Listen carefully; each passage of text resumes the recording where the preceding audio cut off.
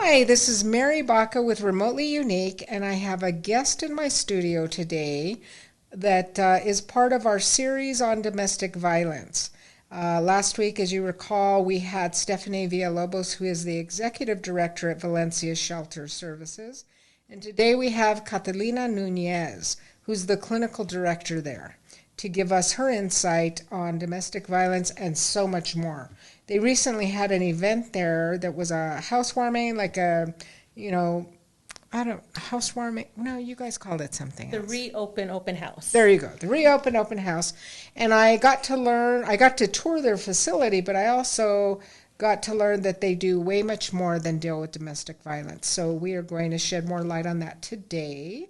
So welcome, Catalina, to just come and talk to me and to our audience about a subject that's very, very important, right? Yes, thank you. Thank you for having me. Absolutely. So tell us first a little bit about, what kind of work you've done in the field of psychology or domestic violence and all of that. And then we'll just start with that. So I have been with Valencia Shelter Services probably about a little over 2 years. Prior to that, I did do some corrections work, working in the women's prison and in the county jail in Valencia County. So have experience with that. I've also been in the actual court system, working as a pretrial officer during my schooling for social work. Uh-huh.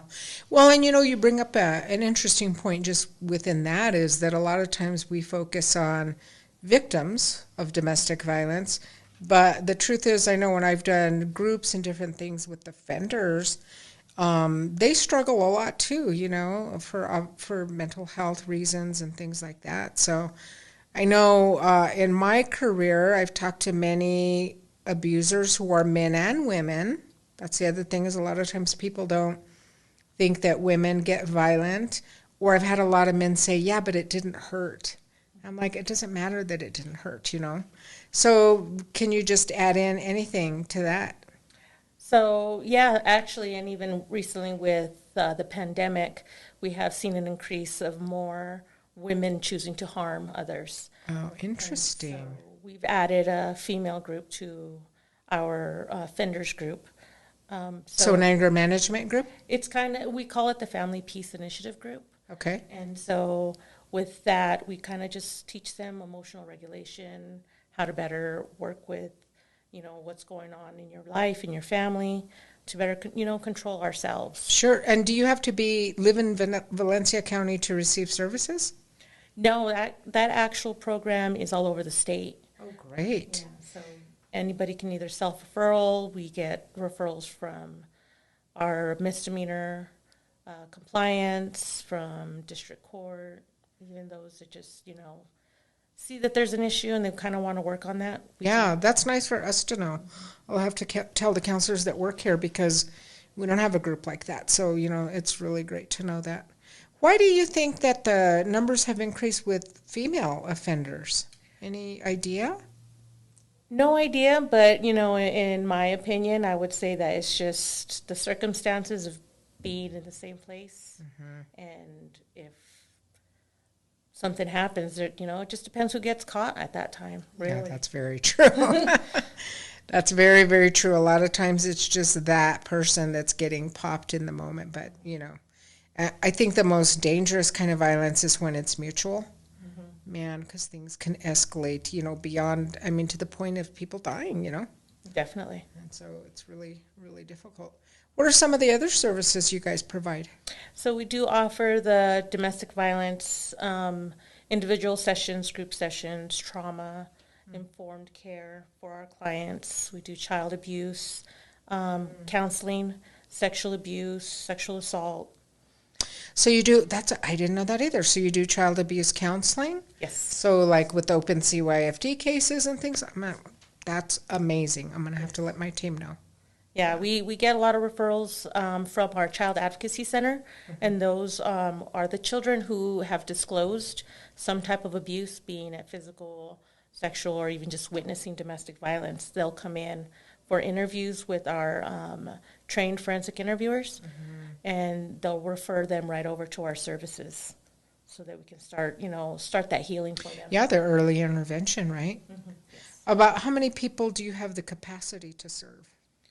A month or a year, whatever those stats are, if you know. I couldn't tell you. I mean, do you have a wait list right now? Yes, Yeah. right now for counseling, yes, counseling services, we do have a wait list. As far as we have our advocacy team that, will help out with initial services like legal restraining orders, custody, divorce, whatever is needed for the protective parent. And then we have actually helped children to get their own, to get away from their parents. I can't think of the Emancipation? word. Yes, emancipation. At 16, I think is, 16. Mm-hmm. Yes, we've helped some of our clients with that also. So our services are whatever the client needs. If we can't do it, we'll figure it out. Yeah, you figure it out. And Valencia County or no?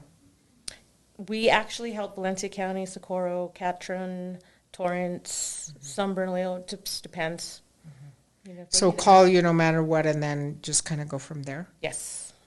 I mean, yeah, wow, that's great that you even help with emancipation, because a lot of adolescents, unfortunately, are in homes that nothing's going to change, Yes, and they see so much, and sometimes they just feel like they can't do anything for themselves. Right. Yeah. What did you like working in corrections, about working in corrections?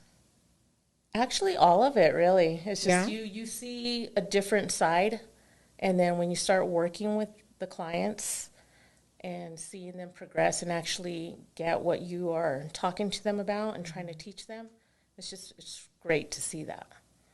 It is. I know. I'm thinking about a DV group that I did years ago, and man, if you make one movement, you're like, yes, And group therapy is so powerful. Anyways, it's, I think, the hardest therapy for people to sign up for because they're intimidated. But man, it's powerful. Just the role that they all play, in each other's healing.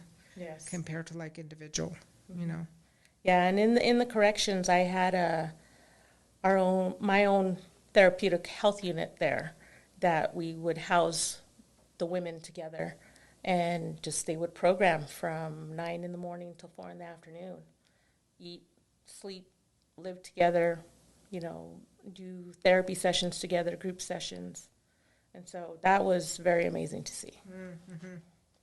Did you hear about that corrections officer that committed suicide recently from Valencia County Jail? Oh, yeah, I actually worked with him. Yeah. We met him when we were out there to do training last year. It was really unfortunate. That's which kind of segues into the next topic is how do you keep balanced? I mean, I think all of us in the field, especially through the pandemic, right, because the pressure's been on we're essential workers, and it's been important that's why we all have wait lists like crazy, because a lot of people are wanting help, and it's inundated the whole system. But how do you practice self-care, with some of these challenging issues? Yeah, self-care is very important, especially in our agency. Yes. We take as much time as we need sometimes, just kind of, hey, I can't make it in today, I just need to take a day. Mm-hmm. Yesterday was really rough. So you're just real about it. Oh, yeah. Great. That's awesome. Luckily, with our leadership with Stephanie, she's very great. She's, very understanding, and that our work is really hard. Mm-hmm. And that's one of the biggest things when we hire people on. We're up front. We're like, this is what we deal with. This is, you're going to hear some things that are scary, upsetting. So what is your self-care routine? That's one of our interview questions. What is your self-care routine? How do you manage your mental health? Well, and as helping professionals, we're not the best at it. That's the hard part. I do a training on self-care for the helping professional, and it is the least attended. Mm-hmm. And I'm not surprised, because we're horrible. I mean, even myself, sometimes I'm better at it than others, but we're there for other people, man. I mean, we are, right, the kind of people that we will walk through the person through the darkest of storms. But a lot of times it's harder to pass that on to ourselves. But, you guys you're doing trauma work every day, seeing people in crisis, whereas us, we're not in the thick of the crisis. So, you know, we do trauma work every day too, but it's not like crisis work, whereas you guys, that's what you are. I mean, right? Oh, yeah. We constantly check in with each other. That's one of the biggest things. If we see somebody like going, moving throughout the office, we're like, okay, hold on, come back. Have you eaten today? Do you need some water? What can we do to help you? Do you need a minute? How can I help you? And So just kind of knowing your team, right? Well, as the clinical director, so how many people do you supervise? So I am over all victim services. So I am over the housing department. I'm over advocacy. I'm over counseling, and I'm over our emergency shelter. Wow. Yes. So I take care of everybody. Yeah, that's a lot. So how many people is that? I want to say about 15 to 20. That's a lot. Yes. Yeah. And a lot going on at any, like something going on always. Right. Right. Because that is when you have people living, you know, when you're providing shelter services, I can imagine there's something going on all the time. And I don't know how you feel, but women, you know, I know when I worked at the female felons, like they just always had something because they're the ones that have the kids and, you know, all of that. And it's just a lot going on. Oh, yeah, definitely. And it's hard, you know, especially being a woman and you put yourself in their place, right? And just kind of helping them through it. You know, it's what we signed up for. So. Yeah, you sound like a first responder. you know the what is it? The unsung hero, for sure, hero without cape. You know, without a cape. We were talking about. I thought that was an interesting story. You were talking about what happened with that Zoom session. Can you talk about that a little bit? I think it's just important for people to know, like some of the challenges, you know, that have gone on now during the pandemic. Counselors. Yeah, definitely. We had to kind of switch over to Zoom and to telehealth, you know, over the phone or through the computer, of course, and just doing groups and individual sessions like that. And you kind of really get a view into your client's home and their living environment. And so with that, you know, one of the groups was happening, and it just so happened that an abusive physical altercation started happening during the session. To where, you know, the facilitator and the other group members witnessed what had happened. And they turned their camera off right away, but being able to check in with everybody, hey, how are you doing? Are you okay? And then even reaching out to the client that happened to make sure that they were safe and in, you know, in a good place, that they weren't being harmed anymore, and supporting them at that time. Yeah, for sure. Did they continued with services? Yes. Yeah. They continued with services. They, not that day, of course, but, you know, the next day we reached out again and just checking in on them and really just, you know, following up with the group members that witnessed it, because that's also a trigger for them. Oh, yes, for sure. We had a veteran in here the other day, and he was getting triggered even just with the chimes, you know. Interesting. Yeah, and so now I'm thinking of, because he has severe PTSD, of, you know, doing something different with that, but because it's how PTSD is. Like, you don't ever know what the triggers are going to be. You know, people can't predict them. So it's interesting. What do you like about what you do?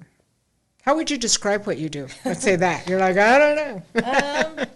I don't know. I love my work. You know, it's been a part of my life. So it's something that, you know, I just enjoy it. And I just love walking clients and seeing their progress from crisis to healing. It's just an amazing thing to see. That strength and empowerment that comes. Yeah, it is amazing to see. You know, even if you just see one, I mean, you see way more than that. But you know, I know when I got into this field, I thought, if I can help just one person, you know, it's so rewarding to experience that. You know, so yeah, I can imagine too. And then you deal with the family, so you see the kids, and the kids get better too, right? Because as the parent gets better, the child's going to prosper too. Oh, yeah, definitely. And that's one of the biggest things, is seeing that connection, because sometimes we deal with the whole family, no matter, you know, who the person was that was choosing to harm the other. Sometimes they choose to stay together and work on it, and just seeing the whole family get better is just amazing. Yeah, Yeah, and pull together and really make progress. Because we don't always see that. Sometimes it's so hard.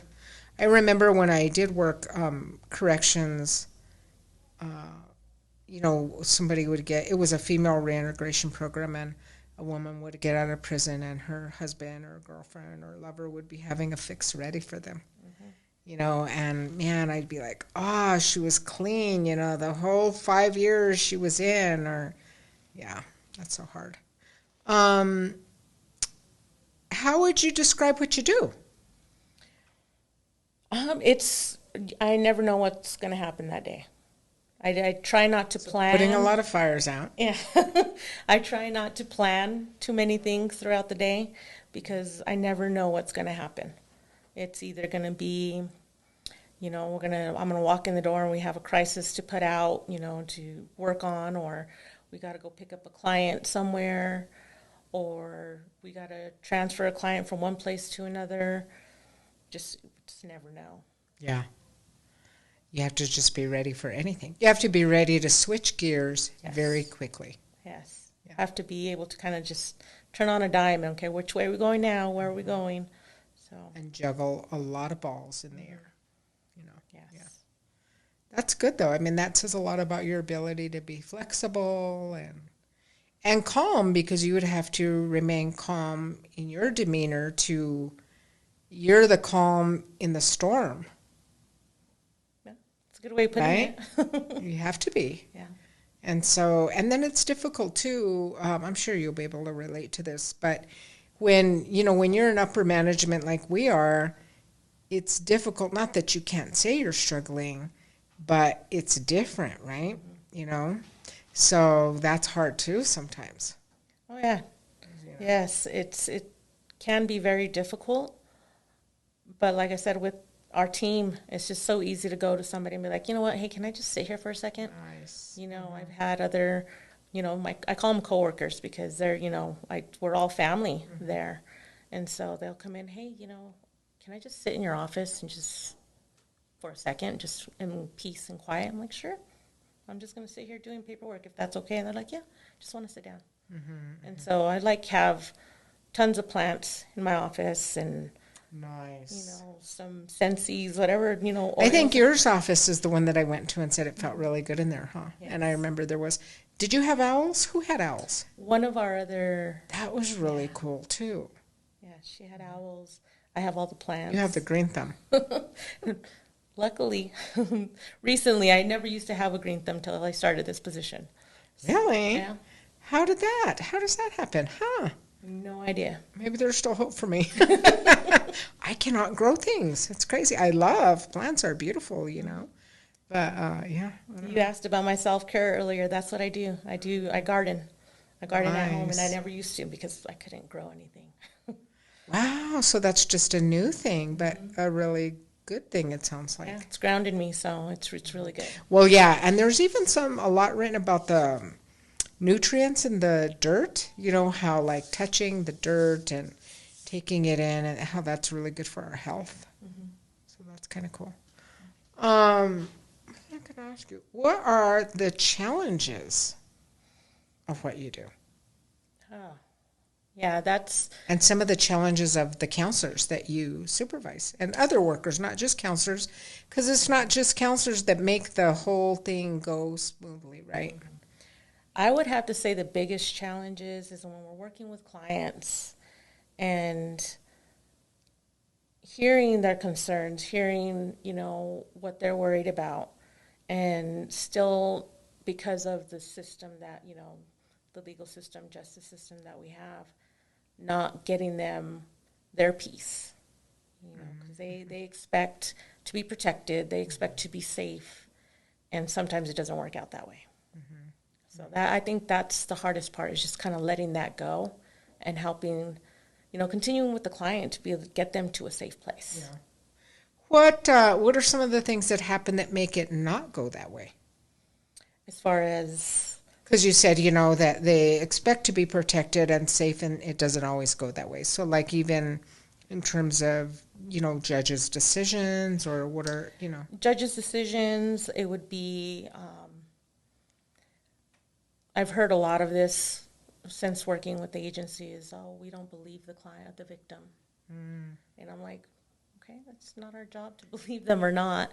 Yeah. What else? It's just, you know, their hands get tied also. There's only a certain amount they can do, you know, the legal system. Yes. And so being able to kind of talk your client through that and be like, well, you know, this is where we're at. This is what's, you know, going to happen, possibly happen. So, you know, how do we get you to be okay with what's happening right now? And like you said, to make sure that he or she is safe. Yes. How many people does the shelter house? We house 18. We have an 18-bed nice. facility, and that includes women and children. We do offer services to men also, but not in the actual shelter facility. That we would make arrangements to put like in a hotel for now, whatever, if we have the funding available for that. And so 18 is your capacity. Are you full usually there? Yes. Yeah.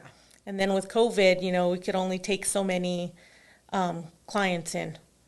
You know, right now, I believe we're at 75%, and that's all we can take in per the state mandates and whatnot. But we're full, and we do have a waiting list. That's the hard part, huh? To have a waiting list and have to tell people, no, we don't have room yet. Right. No, we don't have room, but, you know, we do try to get them to another shelter around the state. How many shelters are there? That's a good question. I'm not sure on that. I just know. I don't know either. I only know of one here. I mean, There's a I'm few sure. in Albuquerque. Is there more than one? Oh, wow. Yeah, there's a few in Albuquerque. We reach out to Santa Fe, Taos, Las Cruces, wherever, you know, we know there's a shelter. We'll call them, hey, do you have a bed available? We have a client that's in need, and then we'll coordinate. If they do have that bed, we'll coordinate to get the client transported over there. You guys do a lot. And run off of grants? Yes, we're all nonprofit, grants, donations. That's what we do. Yeah, so everybody take note. If you want to donate, how would they do that? So we do have a website. It's vssnm.org, and there is actual little button right on the first, you know, page of our website that says donate, and that's how they can just submit their In donations. fact, remind me, because I wanted to donate to you guys, because when the two gals that did Reiki for your event, they wanted to donate what they made. Thank so, you. yeah, so before you leave, please remind me, because I keep forgetting to give Stephanie a check, you know. But I have my checkbook here today, so. Thank you. Yeah. And every little bit helps, you know. I mean, sometimes people think that they have to donate a lot of money for it to make a difference, but even $5, you know, adds up when it's, you know, if five people donated that, that's $25. Oh, yeah. That will help a client a long way, be it food, clothing, whatever they may need.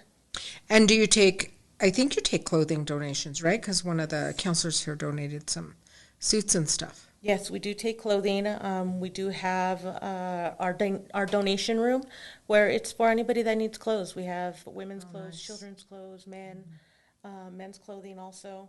It's, you know, we'll take it in. We have a washer and dryer in our main office so we can wash the clothes and set it up in our donation room. Well, I would imagine some people, when they leave a domestic violence situation or an abusive situation, they don't take anything with them, correct? Correct. In some situations, so they need like anything, like clothing, shampoo, basic stuff. Yes, and that's one of the first questions. What do you need? You know, you're safe now. We have you here. Do you need clothing? Do you need donation, hygiene items? What do you need? We can take you to the main office, get you go and walk around, get whatever you need. It's all free. You know. Well, and one of the things too, a lot of times a person won't leave a situation like that because they're being cared for.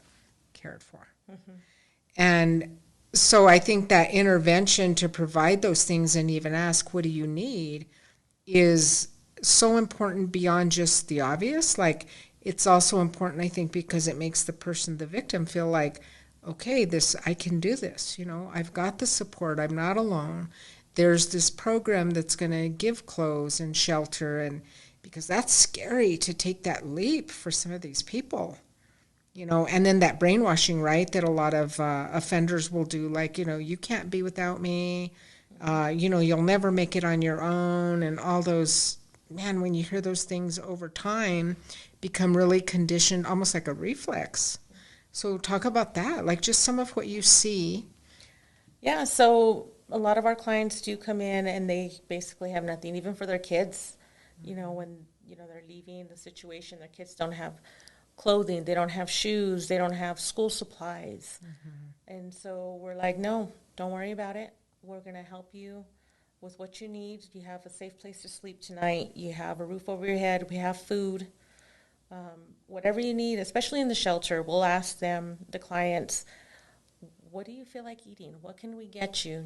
Is there something that you like to make that we can go get you the ingredients for so you can cook it here with us? If they don't know how to cook, we teach them how to cook. Nice. And just kind of those basic skills. I've seen it all to where the kids, like I said, they don't have shoes, socks. Yeah. It's like, okay, well, here, let's get you some. If we don't have it, we'll get the funding to go get it for you. That's amazing. That really is amazing. Do you get money from United Way? We do have a grant with United Way. It does help with some of those miscellaneous items that we need. I think United Way even has, or they used to, things have changed so much, unfortunately there aren't as many programs and assistances, but United Way, it used to be where you could even like donate routinely to different agencies. I wonder if they still do that. That's a good question. I don't know. It'd be nice to do like a monthly, even like $20 a month, Makes a big difference. Yeah, I mean, that would be close for somebody, or, it would go towards something really good for these families. What are the rates of abuse and domestic violence and things like that, suicide, for the holidays? It goes up, right? Yeah. It does increase, especially, these last couple months, because you got to think it's not only the holidays, it's do they have family support? The weather always makes a difference also. Oh. Yeah, so colder weather, longer nights, less sunlight, that always makes a difference also. Interesting. Yeah, I think anything, if you think about it, like domestic violence and abuse of any kind is always symptomatic, meaning it occurs because of some other things. And when you're able to sometimes separate families, sometimes that has to happen, then you can look at the different contributing factors. But when you have stresses like the holidays, because money's short, things like that, the pandemic, because people have to be around each other a lot, then those just it's like if a person has good coping mechanisms, then they cope with those things fine, right? Right. But then what happens with violence? How do you think that comes about? Well, you got to think, if they don't have those coping skills, what is their fallback? Some of it's drugs, some of it's alcohol, some of it's just violence. Because it's a cycle, Talk about that. What's the cycle? It's the cycle of abuse. We do what we've been taught as children. We kind of mimic. And it's up to us to kind of get out of that. As far as we got to learn different coping skills than what we were taught. So it's a lot with how do you manage your emotions, your stress. How many years have you been in this field? Total about 6 years. Yeah. And what did you do before that? School, bartending, waitressing. Which that's kind of like counseling, right? Exactly. In a way. Yeah. I mean, I think people tell their, did you say that you did hair? No. Or what did you do? Waitressing. Oh, bartending. Yeah. Bartending, bartending. Like people tell bartenders their whole life story, It's a different kind of therapist. Yeah, it is. Yeah, when you're cutting people off and saying, okay, you've had too much. And so what made you get into this? Honestly, I started school late, college late, and went in wanting to be a lawyer. And luckily I had a very good instructor that kind of said, no, you're not a lawyer. You need let's go have a conversation. Let's go have lunch and let me show you and tell you what I'm seeing from you. Wow. And she turned me into social work. Nice. And so she convinced you that that really was your calling. Yes. Nice. Huh. She made a real impression on you. Oh, yeah. Sounds I like- still have contact with her. I've done some self-care presentations for her. Oh, nice. Yes. Uh-huh. So, She's an attorney. no, she's an instructor. Okay. She was one of my undergrad instructors. And so what program did you go through? So I graduated with the bachelor's in criminology and Chicano studies, and then I went on to do my master's in social work. What school, though? UNM and NMSU. Okay. How is an MSU? It was good. I really enjoyed it. There's the Albuquerque branch, Yes. so I was able to do the schooling out of Albuquerque. And it was small. We were very close-knit class because it was a small class, so it was good. You get a lot of attention from, Yes. yeah, that way. Yes. And what do you like about doing the work you do? Everything. It's just, very fulfilling to see clients and helping them through one of their worst moments in life and seeing them get through that and heal through that. And just being able to be there for them because we don't always have the support systems that we would like. And so to be a support system for somebody else is really, it's fulfilling. Yeah, I think that a lot of people never forget that, because you become almost like family, because the work that when you're doing trauma work which is we both do, you really do. I mean, not that we have a dual relationship with people, but you really do get to know people well, because it's a different level of work, right, than just somebody who's coming to counseling for, I don't know, like life adjustment issues and they don't need to be seen that long, Trauma work it's not a short, brief encounter. Oh yeah, it's not. And like I said, I've been with the agency for a little over 2 years, and I've had clients that whole time, that long of a time. And even those that have healed and moved on, they still come back and kind of check in. Hey, I'm doing good, or if something else happens, they'll come back because they know where they felt supported, and that's the great part about it. Yeah, they really rely on that. I think it's great. I think it's important for people to have a place that they can go and a person that they can go to when life is challenging. Life is tough, especially these days. There's so much going on, it seems like, and it's really important. I know when I've been in therapy or spiritual mentoring or whatever I have, I rely on those people. I mean, when something goes down, those are my people, that I call and really go and have that visit. And it's like, even if I didn't see them in years, it's like it was yesterday. That's how close those relationships Right. get. So, and that's the way we are with Valencia Shelter Services. We, once you become a client, you're always going to be a part of us, and whenever you need us, we'll be there. Don't have to be consistent on services. If you're okay for a little while, great. Something else happens, you need some assistance, we're there. how long has VSS been? Over 31 years. Wow. Yeah. It's when it first started with the hotline number. Oh, okay. It was in 1989. And then it just grew. And they grew from there. And so talk about the growth now. Like you have this new wing, right? And what's in there? What's going to be in there? Yeah, so we're building the third wing of our main office. We're going to move over our housing department and our counseling to offer bigger playrooms. My vision is that we'll have a playroom for kiddos and then a playroom for the teenagers, like a craft room, video game center, something to let them feel, relaxed and being able to kind of connect with us a little bit better. And then have more offices, hopefully get more therapists if we get more funding.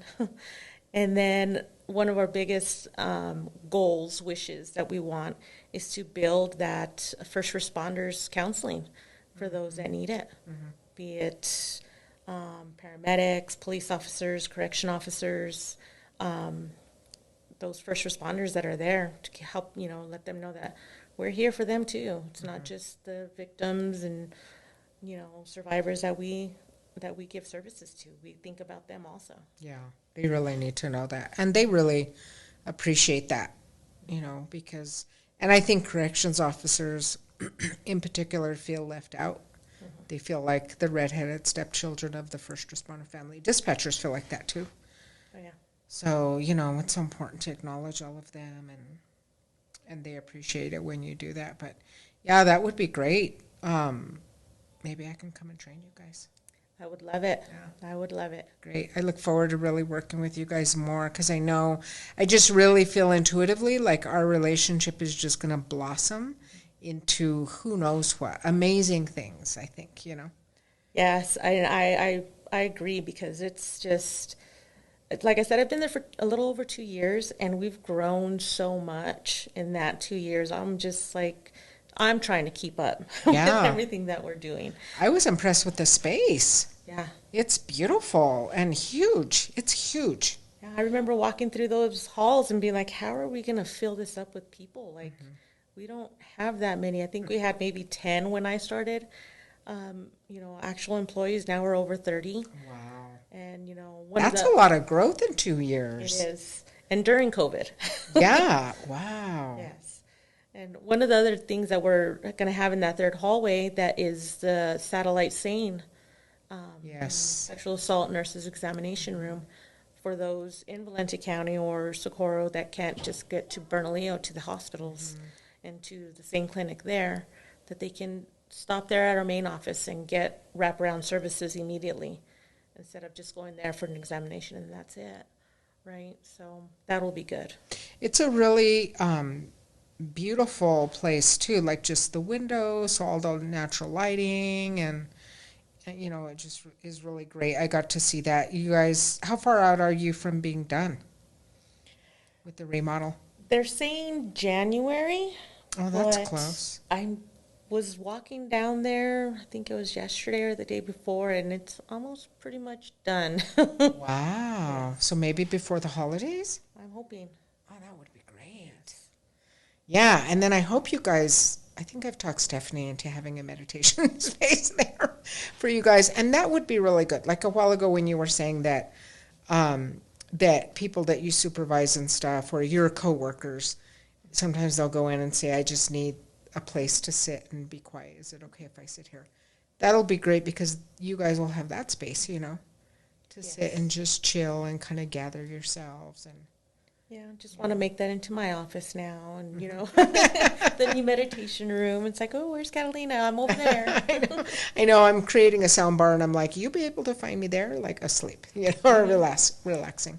Yes. So, well, thank you so much for what you do. Seriously, like that is some tough work. And I'm sure that you change people's lives and, are there for them in their darkest hour. Like first responders, you'll hear them say they're there for people in their darkest hour, and then they kind of hand them off right to the community, whether it's the hospital or they refer people to counseling.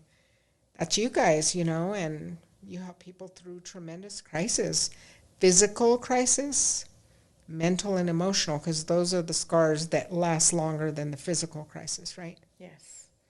No, thank you for having us, and, hopefully we'll work together more. But yeah, it's tough work, but you got to be strong enough to do it. And we got such a strong team over there at VSS that it's amazing to see and work with all of them. Yeah, that's awesome. I want to have you guys come and talk. We have group supervision every Wednesday at 12, and I would love to have you and Stephanie come and talk to the counselors that work for me about who you are and all of that, so that they can use it as a resource. And 6 out of 8 of them are trained holistically. So that's really cool too, because they can talk to you guys about how they incorporate that into some of the work they do, some of the counseling work. So that would be great. I'll let you guys know, coordinate that time frame, Definitely. And you can come in. But thank you so much. And so you can catch this segment on our YouTube channel, on Remotely Unique YouTube channel, remotely-unique.com, which is our website, on Spotify, iTunes, and Amazon Music. and take a listen, share it. We talked about some really important subjects today, and I'm sure afterward I'll be like, oh, I should have asked this and should have asked that. But the important thing is now you have a resource. If you want to know more about the subject, or if you yourself are suffering from domestic violence or abuse or substance abuse or anything that we talked about today, child abuse, contact Valencia Services Shelter number 505-565-3100. Call them. They're the experts. And don't just sit in silence. You don't have to. It's completely confidential if you go to them. And this is what they do the day in, day out. So they know exactly what to do. Anyways, take care of yourselves and each other. Bye for now.